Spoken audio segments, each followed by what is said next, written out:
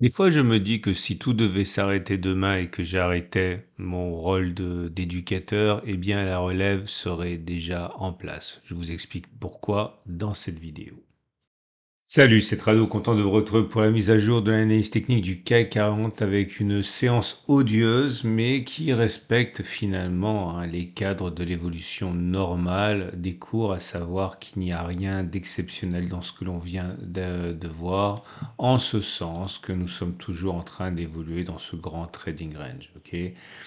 Là où on pourrait avoir de l'élément nouveau et matière à prendre les choses sous un nouveau jour, c'est lorsqu'on aura cassé par le haut ou par le bas cette zone de trading range. Mais pour l'instant, excusez la palissade, tant qu'on n'est pas sorti de ce canal, le canal eh bien, est toujours actif, hein.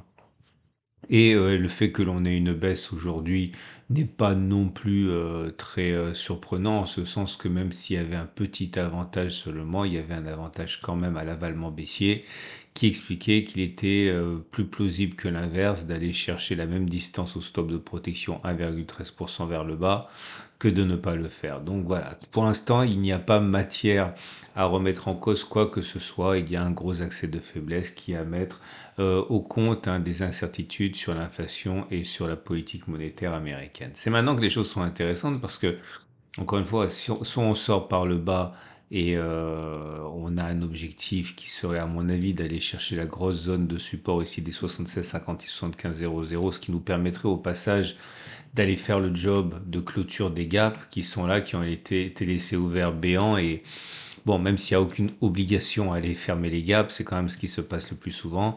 Soit on part vers le haut et là c'est open bar parce qu'on n'a aucune résistance vu qu'on est sur des niveaux historiques. Non, moi ce qui m'intéresse, et je vous félicite pour cela, vous avez été 4 ou 5 à me signaler ça directement dans les commentaires de la vidéo YouTube, que l'objectif de la fourchette d'Andrews a finalement été rallié, alors même qu'à titre personnel, eh bien, j'avais évacué la fourchette. Alors, la fourchette, c'est simple. Je vais mettre un tutoriel à la fin de cette vidéo, plutôt en dessous de cette vidéo, pour que vous voyez comment ça fonctionne. Mais l'idée, c'est la suivante. Vous prenez trois extrêmes consécutifs. Donc, soit un plus haut, soit un plus bas et un plus haut consécutif, soit un plus bas, un plus haut et un plus bas consécutif. En l'occurrence, c'est un plus haut, un plus bas et un plus consécutif. Attention, il y a des règles supplémentaires que vous pouvez découvrir dans le tutoriel, hein. Et on le sait, on va chercher la médiane plus souvent que l'on ne va pas le faire. Et là, vous souvenez-vous, j'avais dit qu'on avait quasiment touché et qu'on pouvait considérer que ça avait été rallié.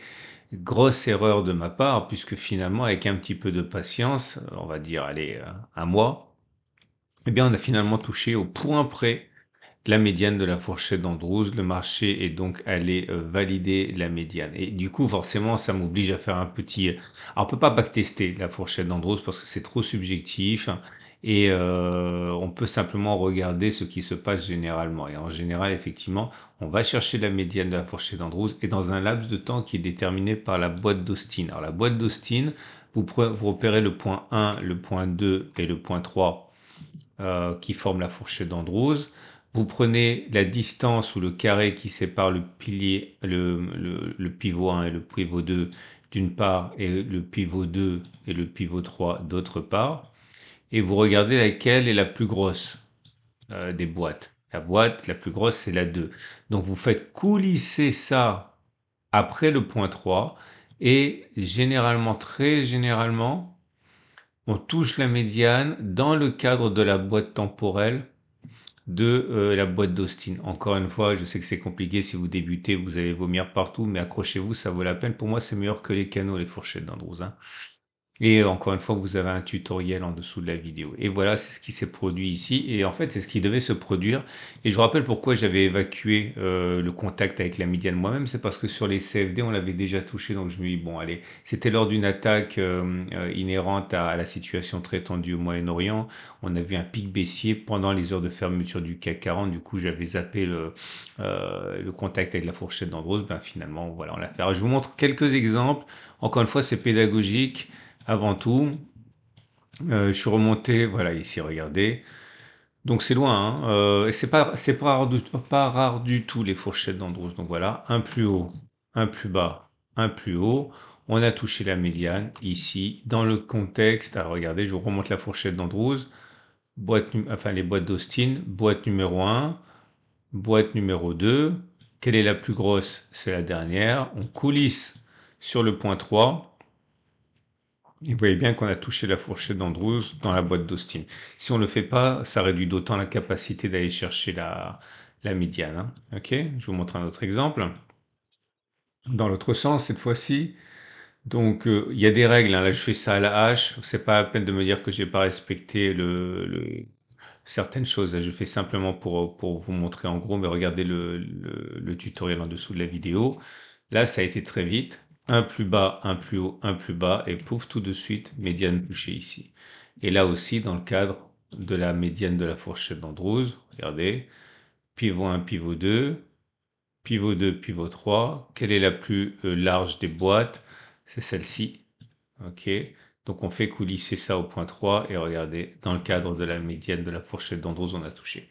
Alors comment vous utilisez ça? Bon, je vais pas le refaire, entraînez-vous, rien ne vaut l'entraînement. Si vous n'avez pas la fourchette d'Andrews parce que vous avez une plateforme trop basique, vous avez un lien en dessous de la vidéo pour télécharger la même plateforme que moi, ça s'appelle PRT Web, hein.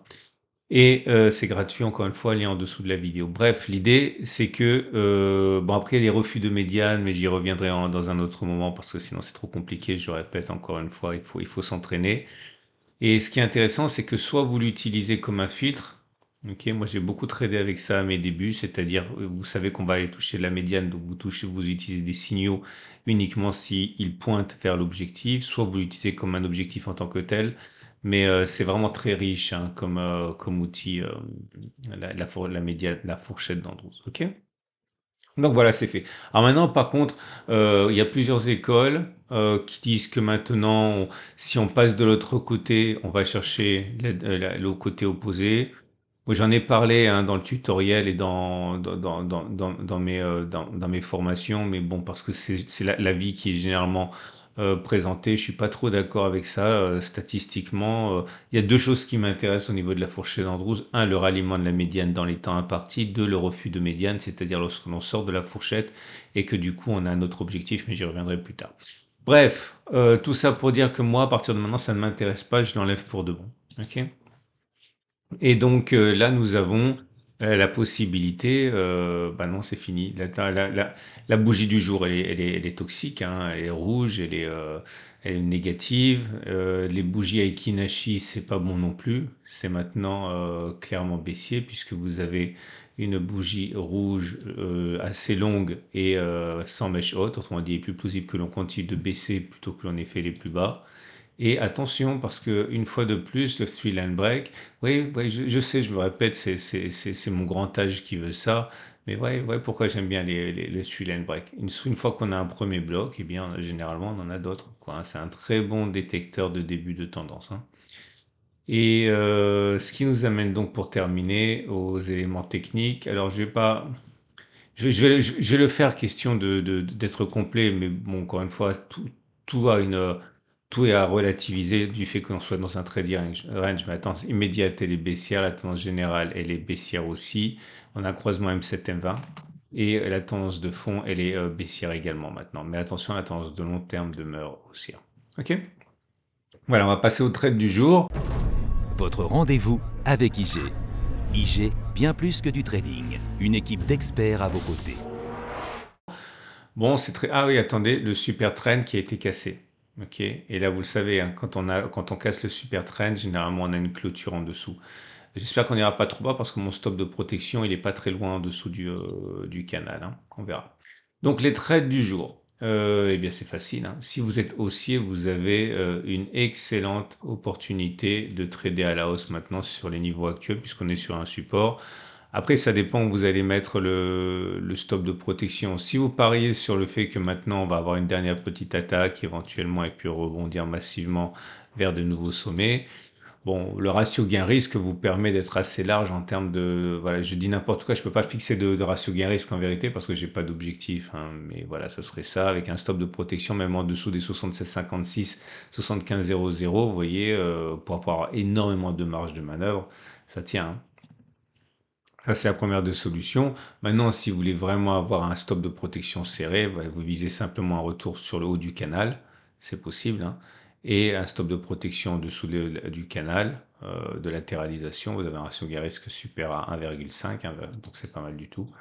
Maintenant, spéculer à la baisse, vous l'aurez compris. Alors c'est marrant parce que je l'ai dit toujours à un moment où ça semble saugrenu, mais c'est en haut hein, qu'il fallait spéculer à la baisse. Hein.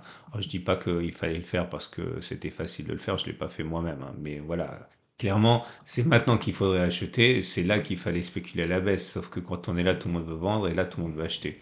C'est comme ça. Voilà. Quant à moi, vous l'avez compris, je reste dans ma stratégie de reprise haussière. Je suis rentré à 8123, j'ai eu un petit profit à un moment que je n'ai pas pris pour les raisons que j'ai évoquées. Mon stop de protection indicatif, il est à 78,36,00. Pourquoi je dis indicatif? Parce que j'attendrai la clôture quand même pour sortir. Hein. C'est-à-dire que si on clôture en dessous, je vendrai. Si on ne clôture pas en dessous, je vends pas. C'est-à-dire que si en séance on fait ça, mais que l'on clôture au-dessus, je le garderai parce qu'on peut tout à fait avoir une mèche assassine ici. Hein. Donc voilà où j'en suis. Et puis si jamais je perds, je perds, ça fera 0,5% de mon capital, c'est pas très très grave. Hein. Voilà, je souhaite une excellente journée. Je vous rappelle, il y a plein de choses qui vous attendent dans les communautés de la chaîne YouTube, notamment les propositions de trade. Vous avez également le tutoriel sur la fourchette d'Andrews à découvrir si vous ne le connaissez pas. À demain pour la mise à jour.